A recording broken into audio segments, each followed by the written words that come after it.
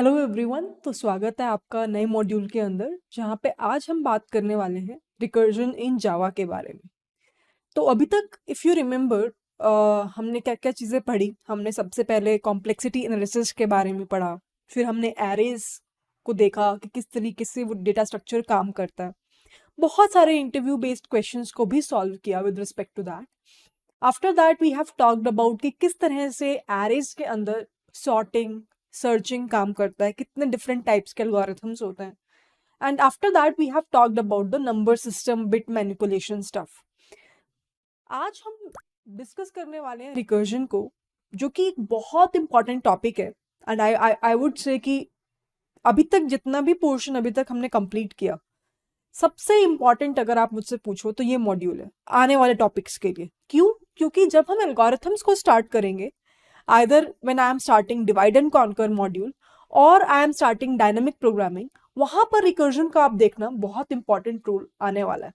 Even मैं कहूँ कि बहुत सारी प्रॉब्लम्स जो हैं रिकर्जन की, किसी भी प्रॉब्लम इंटरव्यू में आप जाते हो, प्रॉब्लम देते हैं, बहुत सारी प्रॉब्लम्स रिकर्जन से बहुत इजीली सॉल्व हो जाती है।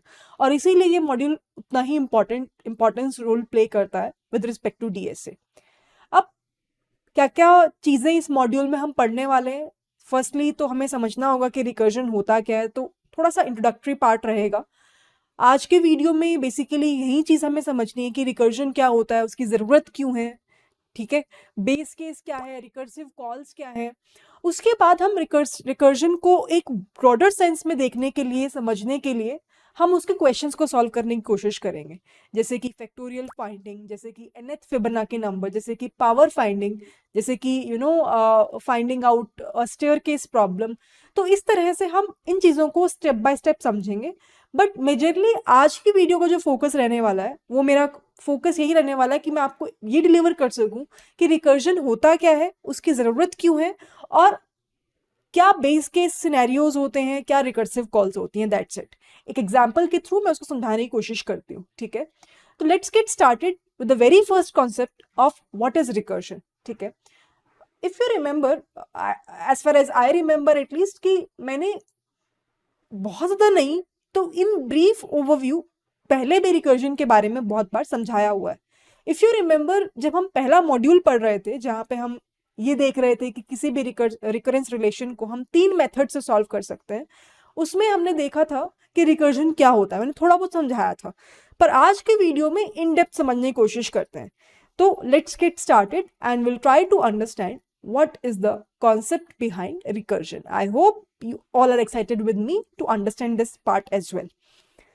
अब जब भी हम रिकर्जन की बात करते हैं, रिकर्जन का सिंपल सा मतलब क्या होता है? सिंपल सा मतलब होता है कॉलिंग ऑफ सेम मेथड और सेम फंक्शन, ठीक है।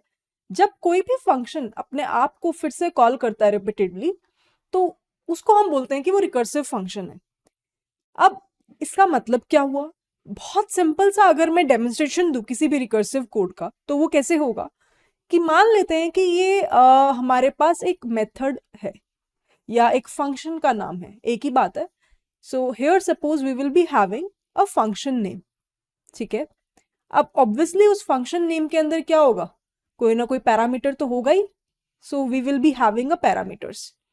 अब उसके अंदर जब भी हम किसी रिकर्सिव कोड की बात करेंगे, जब भी आप देखोगे किसी भी रिकर्सिव कोड के बारे में, तो यू विल ऑब्जर्व कि उसमें 2 कंपोनेंट्स काफी इंपॉर्टेंट है। पहला कंपोनेंट होता है base case condition, base case condition जो कि एक तरीके से टर्मिनेटिंग कंडीशन भी बोली जाती है। और दूसरा इंपॉर्टेंट फैक्टर होता है रिकर्सिव कॉल्स का, ठीक है, रिकर्सिव कॉल्स का। तो सबसे पहले तो हम बेस केस कंडीशन लिखते हैं कि इफ अगर वो बेस केस कंडीशन मेट कर जाती है, if base condition is meeting, तो उस केस में हम क्या करेंगे? हम रिटर्न कर देंगे। लेकिन अगर मान लो ऐसा नहीं है, तो उस केस में क्या होगा? हम कॉल करेंगे फंक्शन को फिर से, फंक्शन नेम, लेकिन उसमें जो पैरामीटर्स होंगे वो कुछ डिफरेंट होंगे। So we will be having a changed parameters here. ठीक है, तो कुछ डिफरेंट तरीके के पैरामीटर्स हमारे को देखने को मिलेंगे। तो बेसिकली अगर आप यहाँ पे ऑब्जर्व करो तो ये अगर मेरे पास एक फंक्शन नेम है तो मैं क्या कर रही हूं, मैं सेम फंक्शन को दोबारा कॉल कर रही हूं, राइट? और इसी को हम बोलेंगे कि this is something that we have is recursive function call. This is something that we called as recursive function call, right? क्योंकि हम सेम फंक्शन को दोबारा दोबारा रिपीट कर रहे हैं. Make sense? परफेक्ट. अब बेस कंडीशन क्या होती है और जब मैं बोल रही हूँ चेंज्ड पैरामीटर्स, इसका मतलब क्या है, इसको समझने की कोशिश करते हैं. तो ये तो एक सिंपल सा फॉर्मेट हो गया किसी भी रिकर्सिव कोड का. इसको मैं एक एग्जाम्पल से समझाने की कोशिश करती हूँ ताकि चीजें और क्लियर हो जाए. For example, I hope everyone knows कि हम किसी भी नंबर का फैक्टोरियल कैसे निकालते हैं. अगर मैं बोलूं कि n इक्वल्स टू 5 है, बताओ इसका फैक्टोरियल क्या होगा. For the value of n is equals to 5, tell me what is 5 factorial. So what will be your answer? You will say कि it will be very easy, it will be 5 into 4 into 3 into 2 into 1, है ना? तो it will be something which is equals to 20 into 360 into 2 120. अब I hope ये भी सबको मालूम होगा कि जब n की वैल्यू 0 होती है या मैं बोलूं n की वैल्यू 1 होती है तो उस केस में फैक्टोरियल क्या होगा, मतलब कि 0 का फैक्टोरियल क्या होगा या फिर मैं बोलूं 1 का फैक्टोरियल क्या होगा. So it will be something which is equals to 1 itself. It will be something which is equals to 1 itself. तो बहुत सिंपल सा फॉर्मूला ये है कि जब मैं बोलती हूं कि बट ऑब्वियस सी चीज है या ट्रिवियल सी चीज है कि जब n की वैल्यू 0 होगी या 1 होगी, उसमें मुझे कैलकुलेशन की जरूरत नहीं है. मुझे पता है कि इसका आंसर यही आने वाला है. उसको हम as a base case condition treat करते हैं. तो मतलब जब भी मैं रिकर्सिव का कोड लिखूंगी फैक्टोरियल फाइंडिंग का, तो ये जो होगी ना, ये मेरी बेस केस कंडीशन होगी. ये मेरी बेस केस कंडीशन होगी जहां पे मुझे पता है कि मुझे कोई कैलकुलेशन करने की जरूरत नहीं है. आई नो कि इसका रिस्पॉन्स जो है वो 1 ही आने वाला है. मतलब कि चाहे मैं 0 का फैक्टोरियल निकालूं चाहे मैं 1 का फैक्टोरियल निकालूं, there is no need to calculate anything. I know that the result will be equals to 1. Make sense? तो अगर मैं यहां पे बोलूं कि give me a recursive code for finding a factorial of any number, तो वो कोड क्या होगा? Now try to understand. हमारे पास सपोज फंक्शन का नाम क्या है? Factorial of a given number. Obviously इसके अंदर हमें यूजर जो है वो n की वैल्यू एंटर करेगा, है ना? अब इस n पे डिपेंड करता है. अब मुझे सबसे पहले बेस केस कंडीशन क्या लिखनी है? जो ट्रिवियल चीज है, जिसका आंसर मुझे पता है, कि कैलकुलेशन की जरूरत नहीं है. तो मैं क्या बोलूंगी कि अगर यूजर एंटर करता है n की वैल्यू 0 या अगर यूजर एंटर करता है n की वैल्यू 1, तो I know that the answer will be, I can return directly the answer as 1. लेकिन अगर ऐसा नहीं है, इन एल्स केस अगर ऐसा नहीं है, तो मुझे पता है रिजल्ट क्या आने वाला है. Int result is equal to जो नंबर है n मल्टीप्लाइड विथ, अब मैं क्या करूंगी, जो मेरा मेथड नेम है जो कि फैक्टोरियल नम है, उसको मैं फिर से कॉल करूंगी. देखो, फैक्टोरियल नम, और इसके अंदर हम पैरामीटर क्या देंगे? n-1. एंड फाइनली हम बाहर निकल के रिटर्न करने वाले हैं रिजल्ट को. Make sense? हम रिटर्न करने वाले हैं रिजल्ट को. तो if you will observe what I am doing here is I am calling the same function again, and this is something the concept of recursive call. तो दो चीजें हमने पढ़ी कि किसी भी रिकर्सिव कोड के अंदर पहली चीज क्या होगी? बेस केस कंडीशन, है ना? पहली चीज क्या होगी? Base case condition. और दूसरी चीज क्या होगी? उसका रिकर्सिव कॉल कहां हो रहा है. अब जब मैं बोलती हूं चेंज पैरामीटर, तो यू कैन सी यहां पे हम n पास कर रहे हैं, पर यहां पे हम at each and every time क्या पास करेंगे? n-1. तो इसी का मतलब है कि मैं पैरामीटर्स को हर बार जब कॉल कर रही हूं रिकर्सिवली चेंज करती जा रही हूं. ठीक है, अब इसको एक एग्जाम्पल के थ्रू समझने की कोशिश करते हैं जो भी अभी तक मैंने बताया. सेम एग्जाम्पल लेते हैं. n की वैल्यू 5 है, तो क्या होगा कि हम फंक्शन कॉल करेंगे, तो मैं इसको ड्राई रन करके दिखा रही हूँ कि किस तरह से रिकर्सिव फंक्शन वर्क करता है। फॉर एग्जाम्पल मैं बोल रही हूँ फैक्टोरियल नम और n की वैल्यू क्या है 5 है।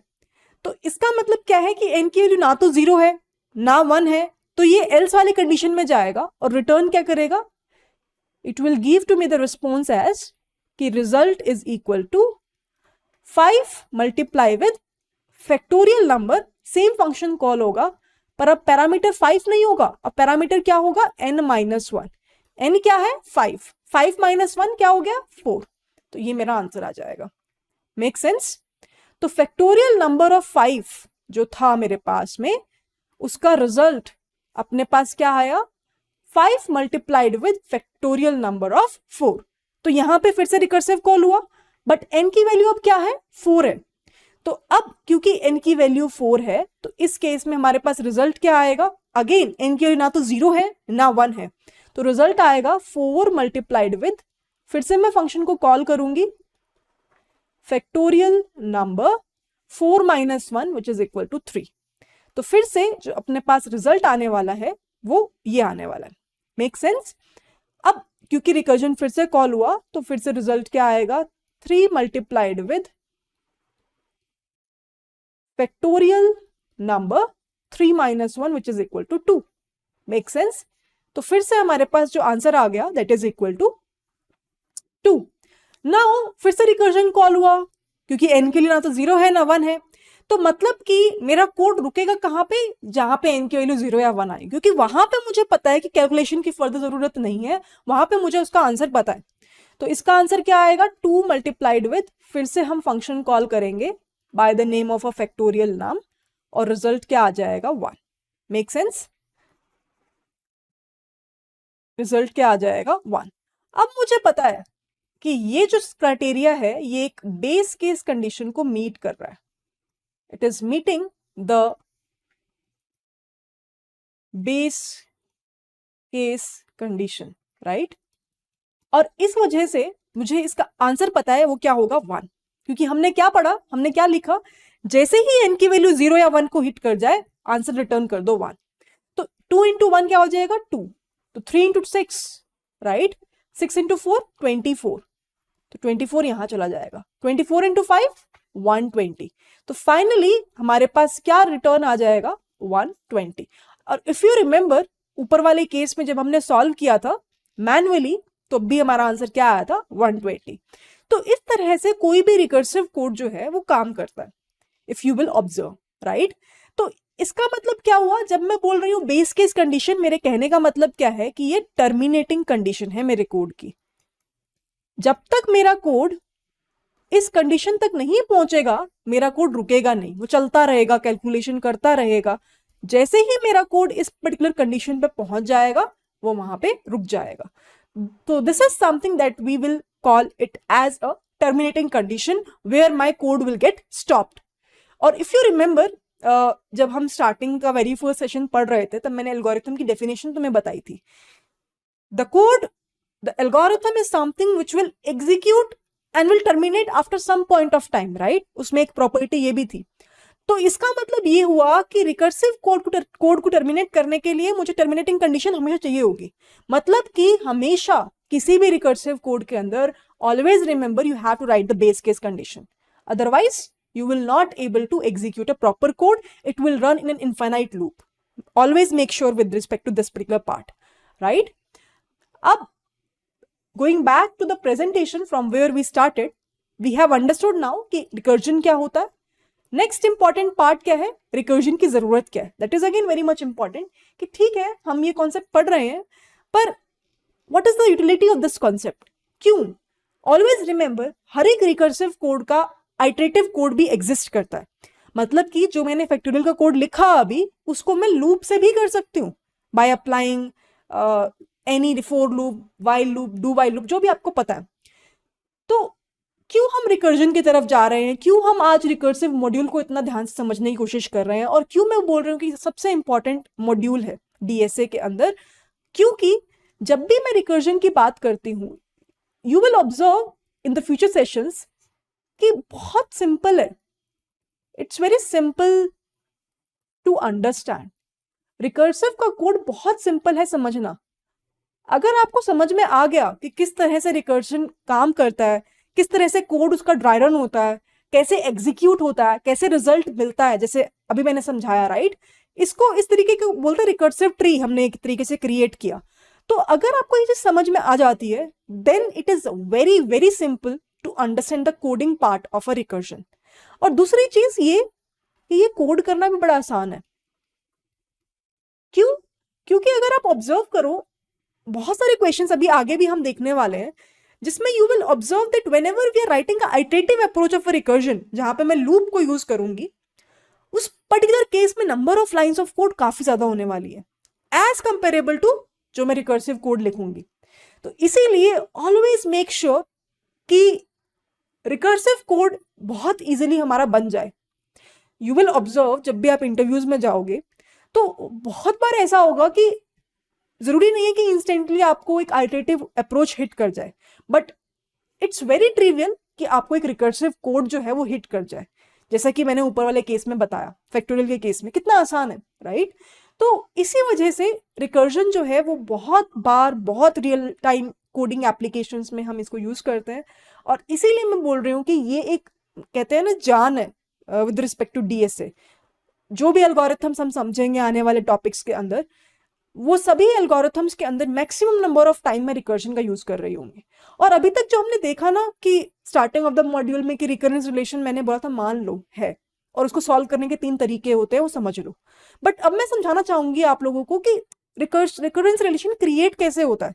वहां पे हमारा मेजर फोकस आने वाला है, वहां पे हमारा ड्रिफ्ट आने वाला है। बिकॉज नाउ तो वी नो कि अगर कोई रिकरेंस रिलेशन दे रखा है रिकर्सिव कोड के अंदर, तो उसको सॉल्व कैसे करते हैं। 3 मेथड्स है, substitution, masters, recursive tree. I hope वो सब आपको पता है अब।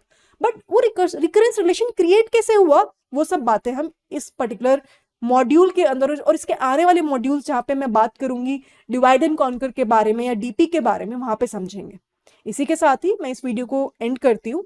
तो बेसिकली आज के वीडियो में हमने क्या क्या समझा, हमने समझा रिकर्जन क्या होता है, उसकी नीड क्या है, बेस्ट केस, बेस केस और रिकर्सिव कॉल्स का मतलब क्या है, और फिर हमने फैक्टोरियल के एग्जाम्पल लेके चीजों को समझने की कोशिश करी। हालांकि अभी तक हमने इसका इम्प्लीमेंटेशन नहीं किया। तो I want to request every student of my class कि जो चीजें मैंने बताई यहाँ पे, तो बेसिकली एक तरीके से सुडो कोड हो गया, मतलब कि लॉजिकल चीज मैंने आपको बता दी है कि किस तरह से आप लोग कोड को लिख सकते हैं जावा में with respect to the logical understanding. Now try to implement on your own. Although next video में मैं क्या करूंगी कि इस पर्टिकुलर टॉपिक को इम्प्लीमेंट करूंगी, फैक्टोरियल फाइंडिंग को, और इसके बाद समझने की कोशिश करेंगे इसकी टाइम कॉम्प्लेक्सिटी के बारे में, इसकी स्पेस कॉम्प्लेक्सिटी के बारे में, राइट, रिकरेंस रिलेशन के बारे में। पर मैं ये चाहती हूँ कि नेक्स्ट वीडियो में आने से पहले you will also try on your own the same thing and try to let me know कि क्या आप लोग सोल्यूशन निकाल पाए। मतलब जब यूजर एंटर कर रहा है n की वैल्यू 5, उसको 120 मिल रहा है, या फिर यूजर एंटर कर रहा है मे बी 10 या 15 या 20, तो क्या वो जो रिजल्ट है फैक्टोरियल वाला, क्या हम सही लेके आ पा It's 11:16 a.m. To hear your notifications, follow the notification on your phone to turn on notification access. रहे हैं नहीं with respect to this particular logic which I already have explained. I hope you find this video insightful. If you do, please make sure to continue and stay tuned with respect to the next video, जहाँ पे अब हम बात करने वाले implementation के बारे में। आई होप इंटरेस्टिंग लग रहा होगा क्योंकि बहुत सारी इम्प्लीमेंटेशन वीडियोस अब आने वाली है। इसी के साथ ही इस वीडियो को खत्म करते हैं। Happy learning to all, bye bye everyone, and I will see you all in my next video.